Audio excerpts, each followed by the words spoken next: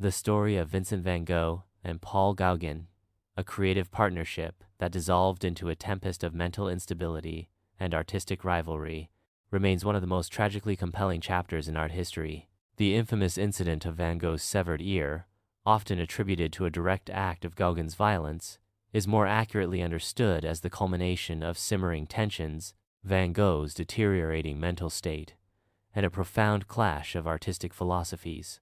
This is not a tale of calculated malice, but a poignant reflection of the fragility of genius under pressure. The year was 1888.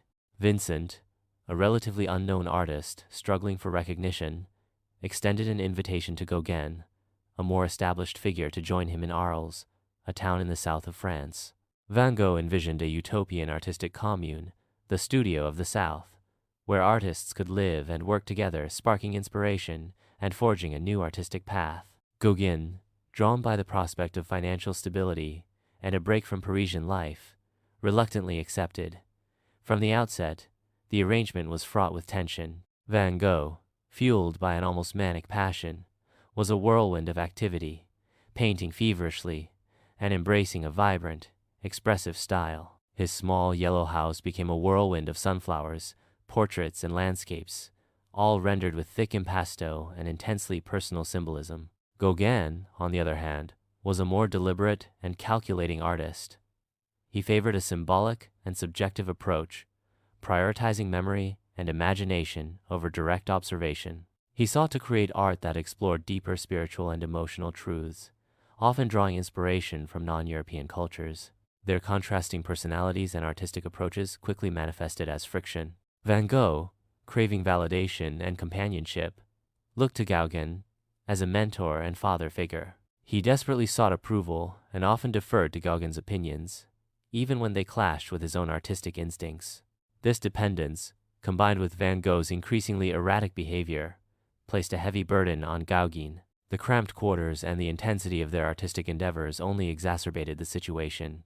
They argued constantly, often about trivial matters, but these disagreements reflected deeper philosophical rifts. They debated the merits of working from life versus relying on imagination, the role of color in art, and the very purpose of artistic expression. Gauguin, accustomed to a more solitary and independent existence, grew increasingly frustrated by Van Gogh's constant need for attention and his unpredictable mood swings.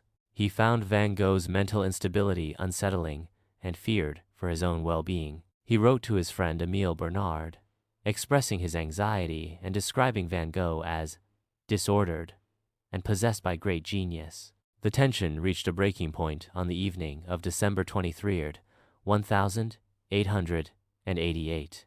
The precise details of what transpired that night remain shrouded in mystery, based largely on Gauguin's later accounts and fragmented evidence. What is known is that a particularly heated argument occurred between the two artists, possibly fueled by alcohol, and Van Gogh's growing despair over Gauguin's announcement that he intended to leave Arles. Gauguin claimed that Van Gogh threatened him with a razor.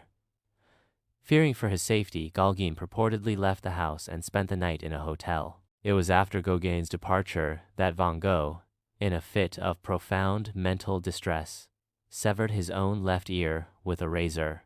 He then wrapped the severed ear in paper and delivered it to a prostitute he knew named Rachel, instructing her to keep this object carefully. He returned to the Yellow House, where he collapsed and was later discovered by the police in a state of delirium and bleeding profusely. Van Gogh was taken to the hospital in Arles, where he was treated for his injury and assessed for his mental state. Gauguin, notified of the incident, returned to the Yellow House and assisted the police with their investigation.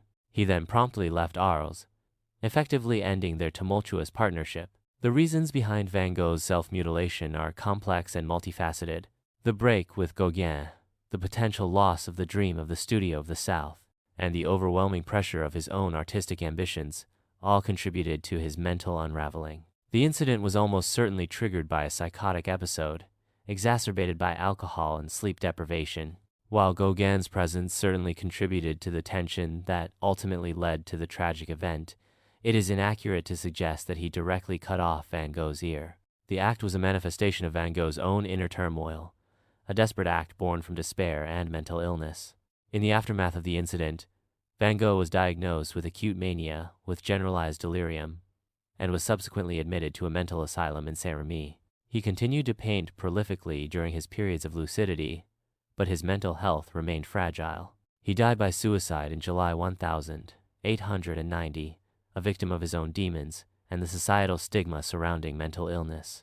Gauguin, haunted by the events in Arles, went on to achieve significant artistic success, eventually finding solace and inspiration in the South Pacific. However, the shadow of Van Gogh and the tragic episode lingered, a testament to the complex and often destructive nature of artistic collaboration and the devastating impact of mental illness on a brilliant mind. The story of Van Gogh and Gauguin serves as a cautionary tale, a reminder of the delicate balance between genius and madness, and the importance of understanding and supporting those struggling with mental health challenges. The severed ear remains a potent symbol, not of Gauguin's violence, but of Van Gogh's profound suffering and the tragic consequences of a mind pushed to its breaking point.